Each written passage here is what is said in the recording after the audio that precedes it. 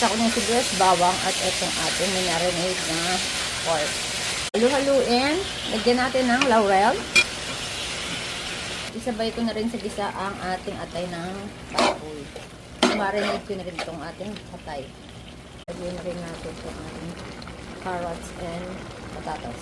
Lagyan natin ng beans. Then, lagyan ng atsuete. Ayan, may atsuete na. Haluin.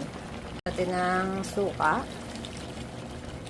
Huwag haluin. Lagyan na rin natin itong mga sili, bell pepper. After 2 minutes, lagyan ng paminta at seasoning. First time mo magluto ng igado. Ayan, yummy. Guys, igado in the house. Igado ng Ilocano at first time natin magluto nito.